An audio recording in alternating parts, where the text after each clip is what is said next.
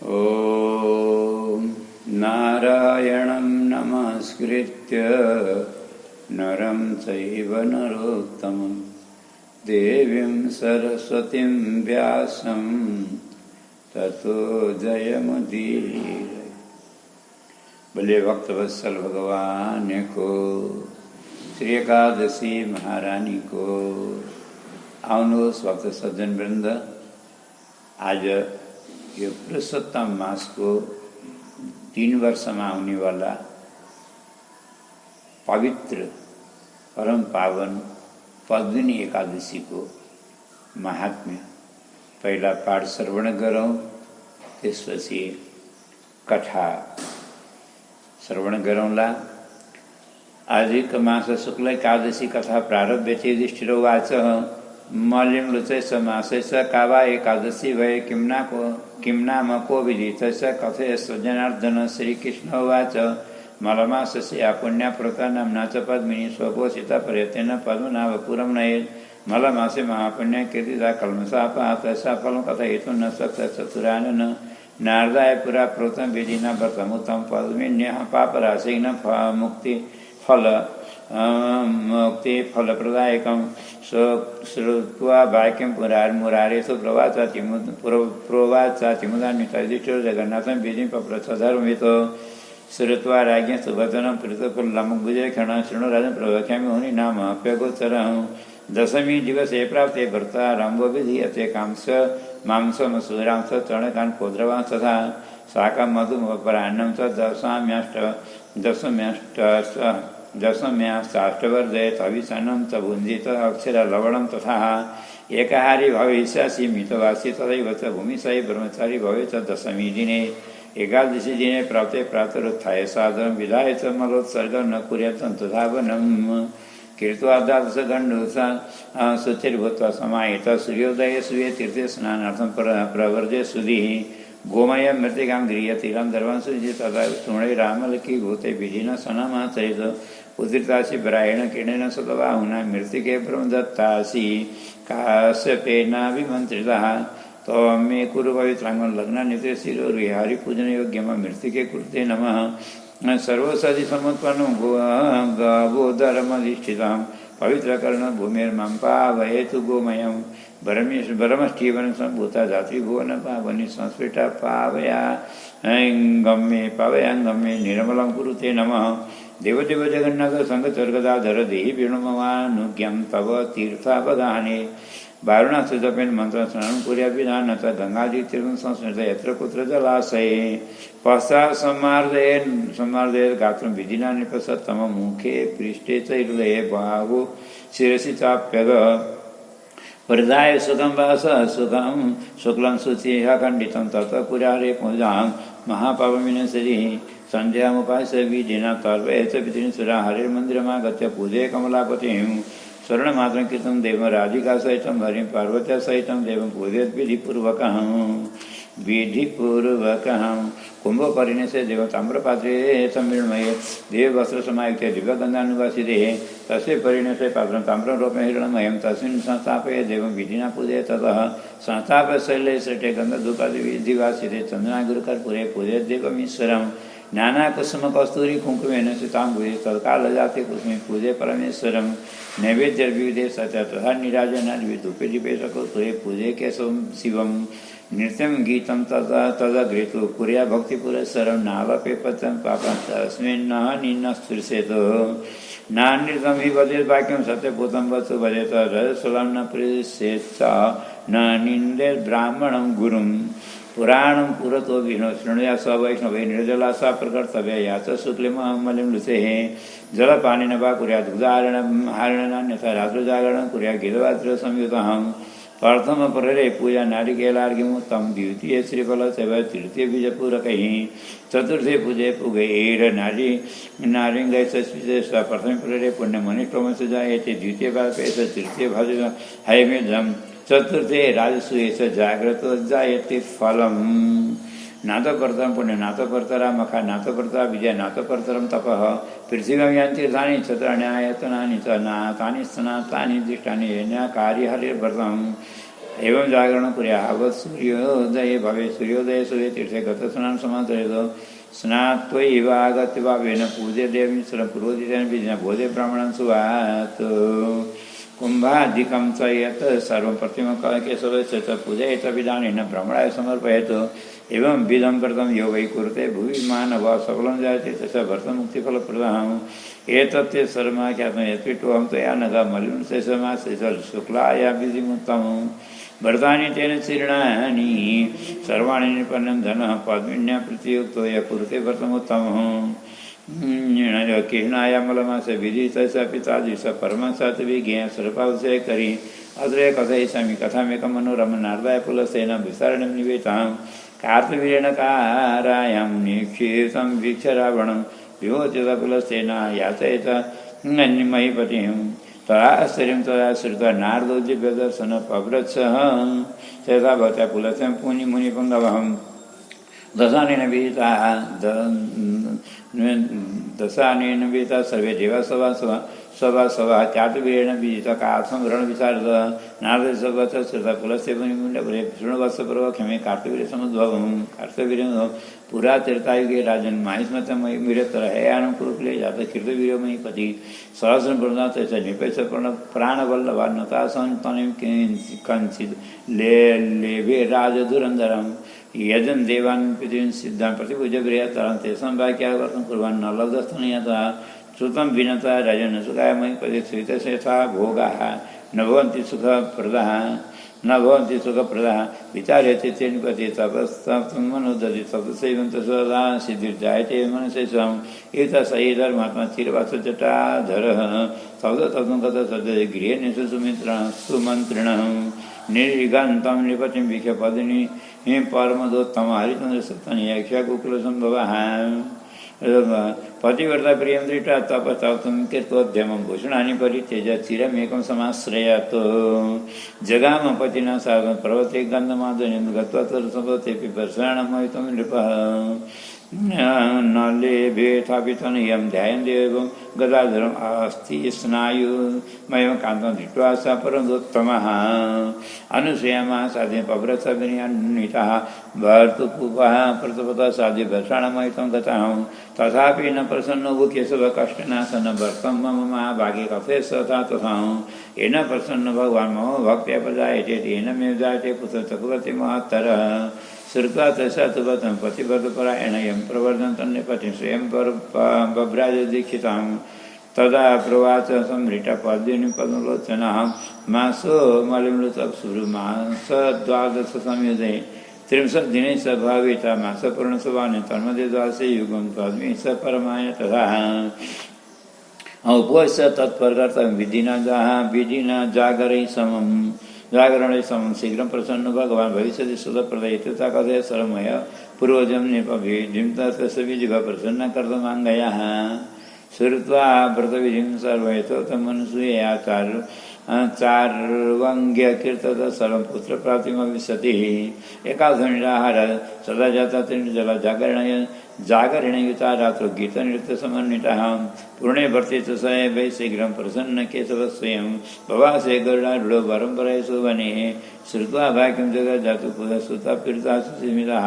या चेद्यवरं देहि मम भर्तुर्बृहत्तरम् पद्मिन्यास्तद्वच श्रुत्वा कृष्णप्रीतपेन प्रियं वद त्वयाहं त्वयितो भद्रे प्रत्युवाच जनार्दनः यथा मलिमृतै समासोऽसौ नान्यो मे प्रीतिदायका तन्मध्ये एकादशी रम्या मम प्रीतिविवर्धिनी सा त्वयपोषिता सूर्य यथोक्तविधिना मुना त्वयेन त्वया प्रसन्नोऽहं कीर्तस्मि शुभगानने तव भवतु प्रहलादसमयं वरमेन्मनसे समेतुता निपतिं प्राह विष्णु विश्वार्थिनासन वरं वरय राजेन्द्र यत्ते मनस्वकाङ्क्षितं सन्तोषितोऽहं प्रियाय तव सिद्धिचिकीर्षया श्रुत्वाद्वचनं विष्णो प्रसन्नो नृपसत्तमः भौरीसुतमः भावं सर्वकर्मस्कृतं न दिवे मांसे न गे दानवराखे जेतुं शक्य जगन्नाथ भिन्नातं सुधन एति तो बाणमीच्युता तद्रिवान्तरधीयत निरूपोऽपि सुप्रसन्नत इष्टपुष्ट प्रियायुतः समाया सपुरं रम्य नरनारीमण्डलं सपद्मिन्यासुतं लेवी कार्तवीर्यमाबलं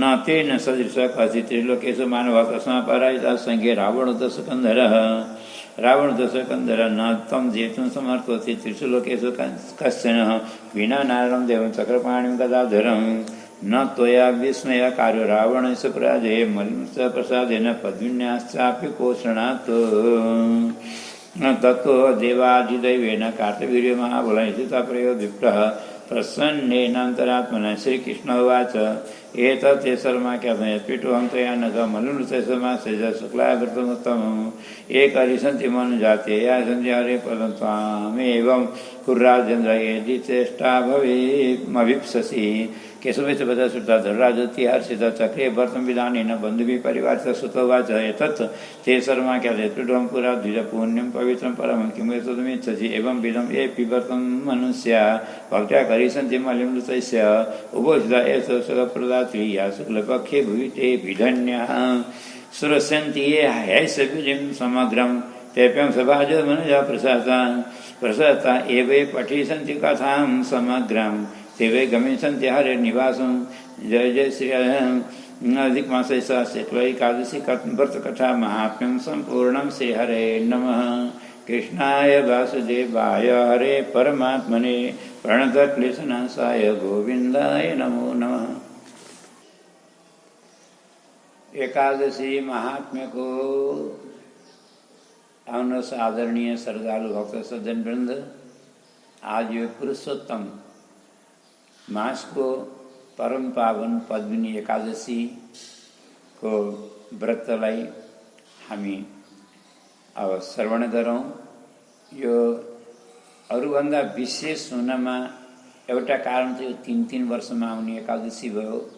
दोस्रो भगवानको परम प्रिय पुरुषोत्तम मासको शुक्ल पक्षको एकादशी भयो र यसको व्रतको धेरै पुण्य छ, महत्त्व छ भनेर हाम्रा सबै पूर्वाचार्य गुरुजनहरू सन्तजनहरूको आज्ञा छ।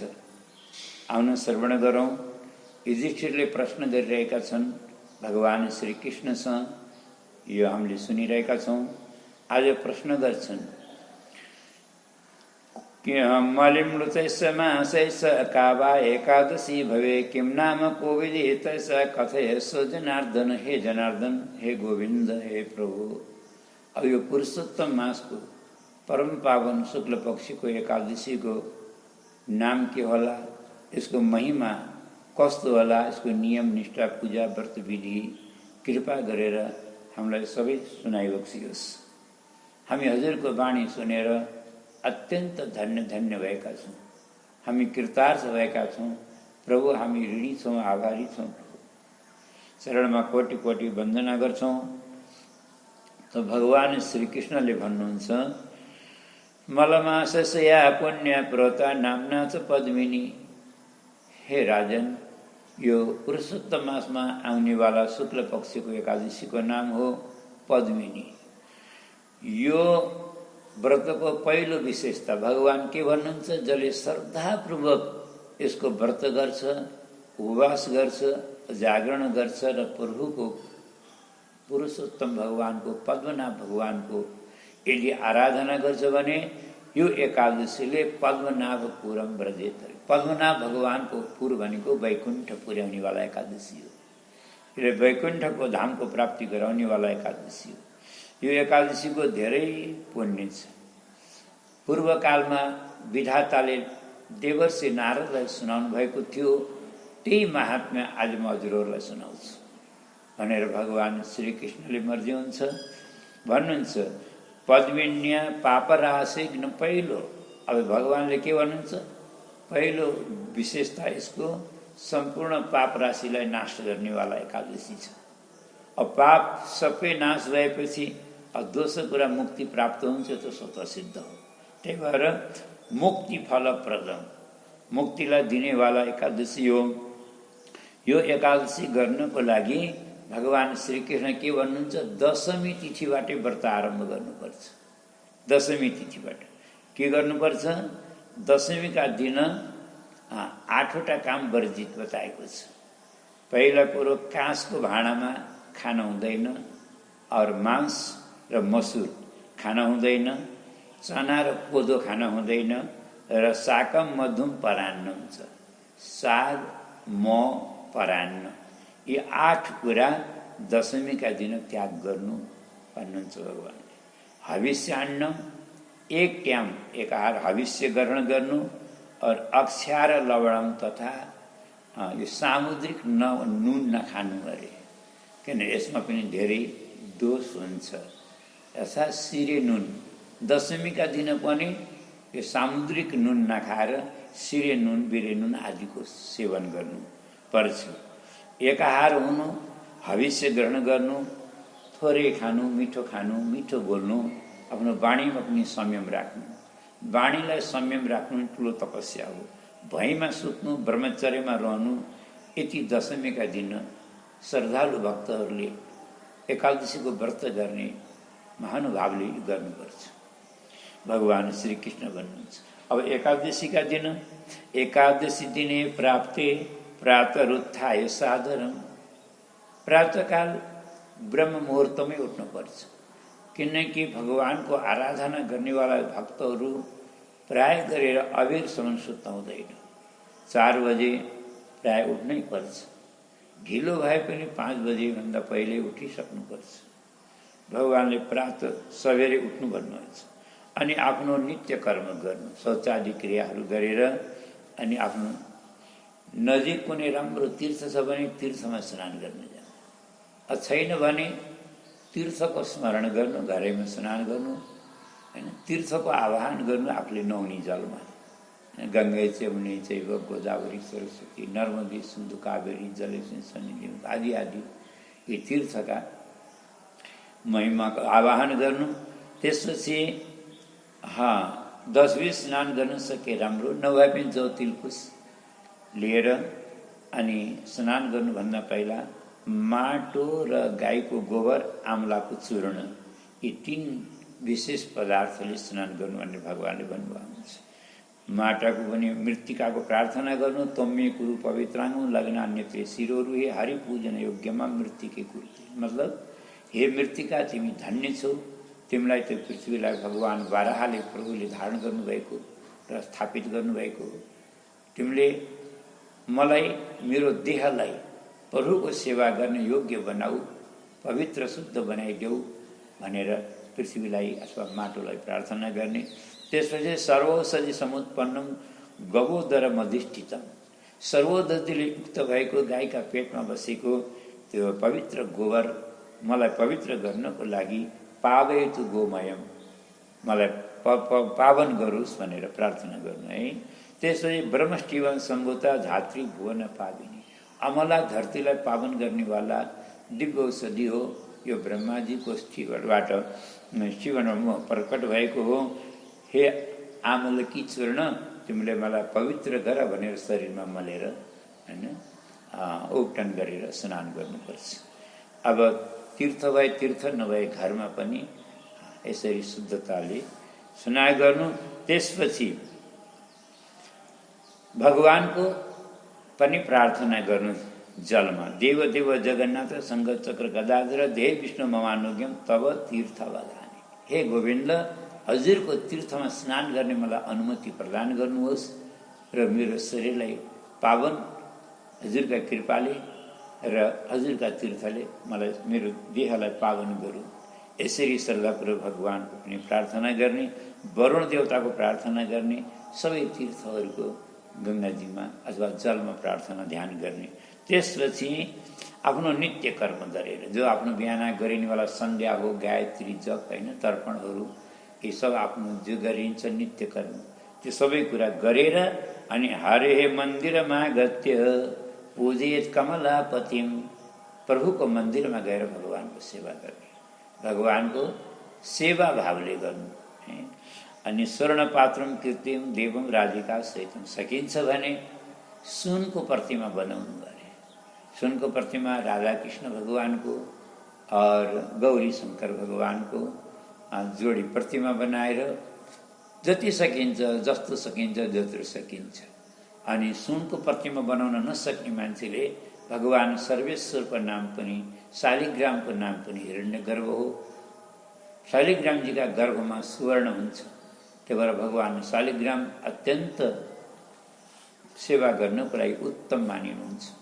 भगवान शालिग्रामजीको सेवा गर्नु, कुम्भ स्थापना गर्नु माने कलश घट स्थापना गर्नु, जस्तो सकिन्छ सक्नेले सुनको गर्नु, नसक्नेले चाँदीको गर्नु, त्यो पनि नसक्नेले तामाको गर्नु है। कोही कोहीले तामाको पनि गर्न नसके एकादशी त गर्नै पर्यो, तर माटाको भए नि गर्नु। त्यसमा थाली राख्नु, तामाको थाली अथवा भगवानलाई उचित योग्य आसन र त्यसमा भगवानको प्रतिमा विराजमान गर्नु, श्रद्धा भक्तिपूर्वक प्रतिमा विराजमान गरेर अनि जस्तो जुटाउन सकिन्छ आफ्नो षोडशोपचार, पञ्चोपचार, राजोपचार यथा सम्भव है शक्ति श्रद्धा अनुसारले आफ्नो हैसियत अनुसारले भगवानको सेवा गर्नु। नभए पनि सामान्य है पाद्य जल, अर्घ्य जल, आत्मीय जल, स्नानीय जल सके पञ्चामृत आदि त साधन जुटाएर चन्दना गरु कर्पूरे पूजे त्यो मिश्रम चन्दन अगरु कर्पूर आदिद्वारा नाना कुसुम कस्तुरी जे उपलब्ध हुन्छ नाना प्रकारका फुलहरू पुष्पहरू भगवानलाई अर्पण गर्नु।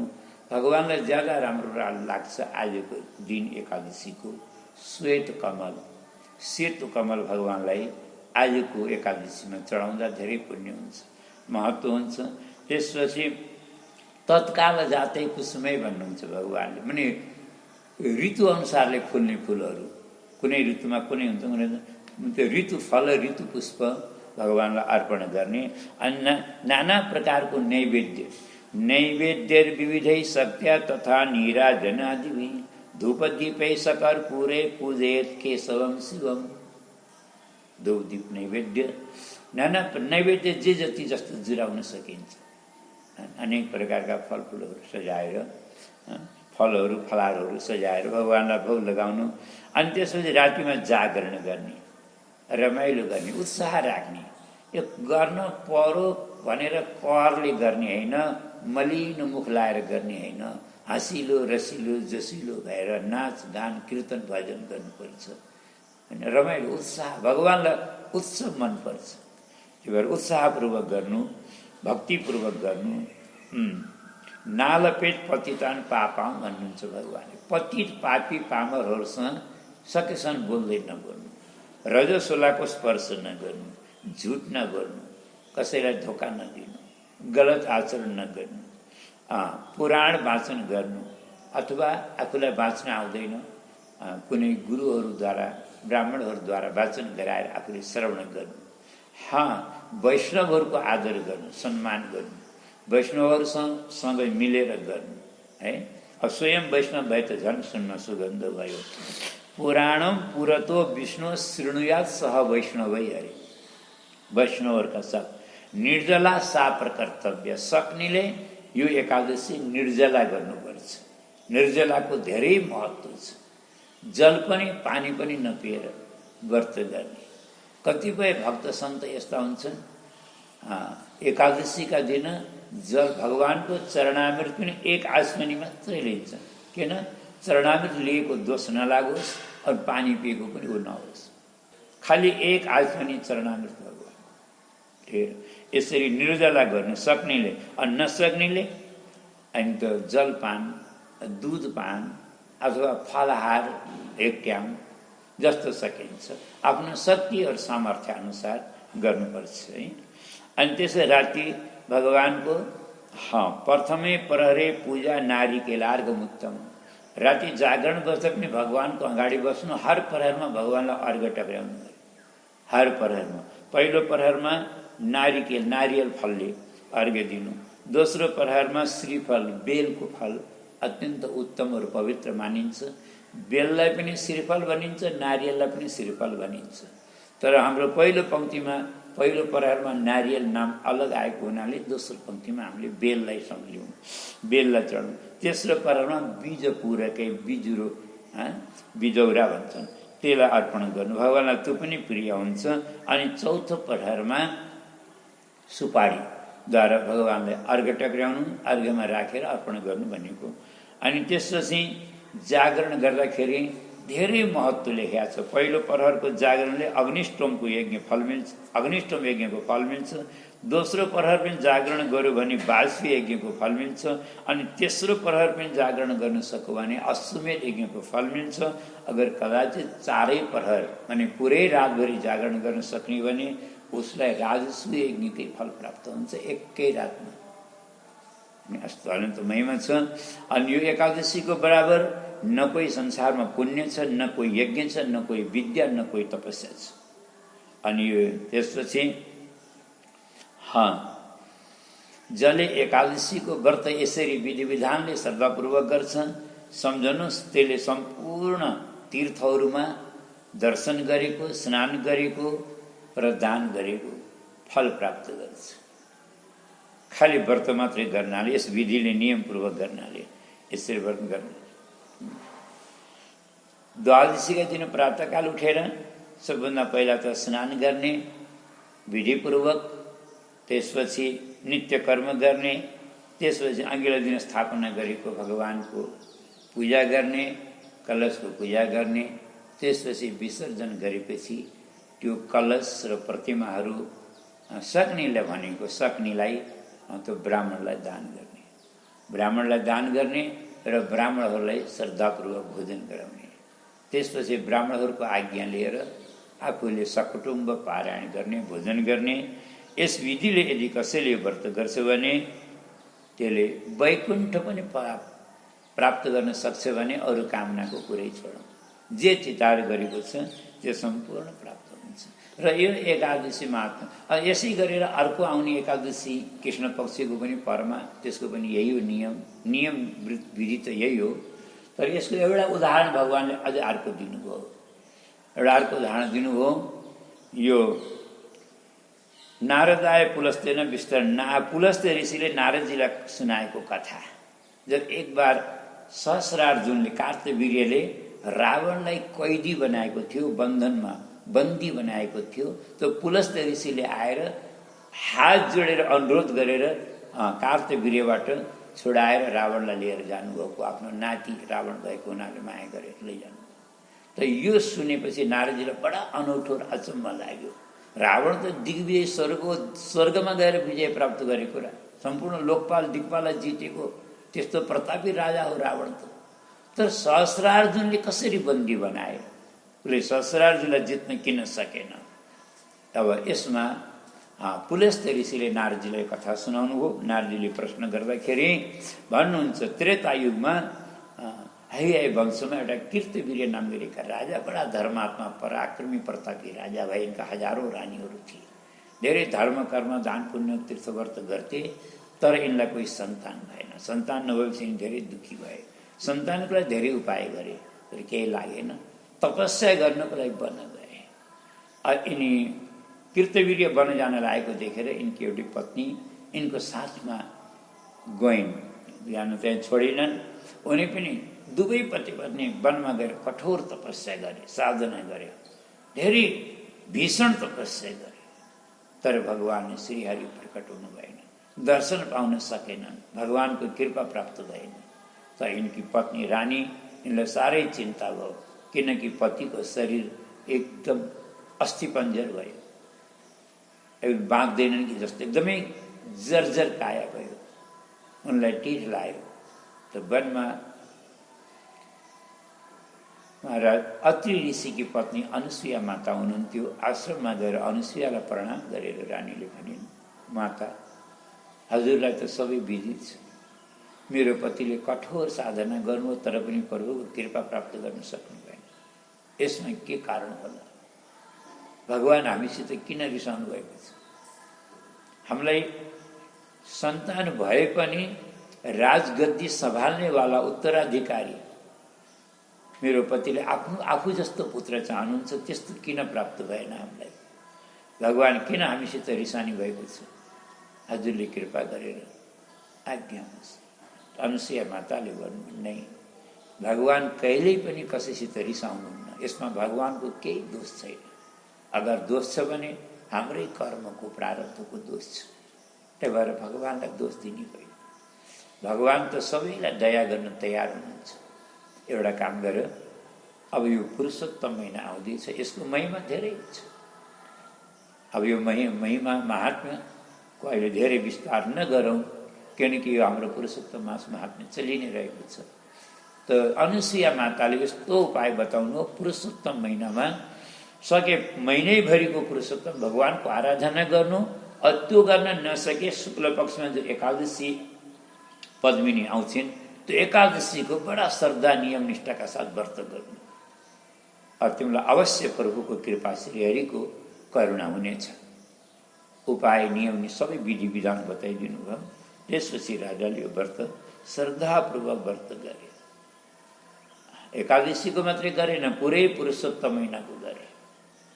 किनकि राजा जब तपस्या गर्दा गर्दै शरीर त्यस्तो जर्जर भइसकेका छ, तिनलाई अब 1 महिनाको तपस्या गर्न कति ठुलो कुरो हो। जसले हजारौँ वर्ष तपस्या गर्ने हिम्मत राख्छ, सङ्कल्प साहस छ भने उसलाई 1 महिनाको तपस्या गर्नु। मान्छेले सङ्कल्प नगरेर हो। सङ्कल्प गर्ने भने मान्छेले जे पनि गर्न सक्छ।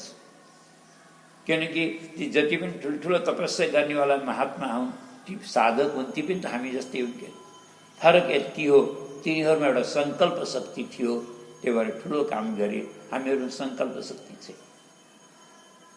राजाले 1 महिना तक व्रत गरे। एकादशीको विशेष निष्ठापूर्वक व्रत गरे, रात्रि जागरण गरे। यहाँ भने जस्तै नियमपूर्वक गरे। भगवान श्रीकृष्ण प्रकट हुनुभयो। तिम्रो तपस्याले म अत्यन्त प्रसन्न छु, ल वरदान माग भनेपछि राजाले वरदान जो खोजेका थिए त्यही वरदान मागे।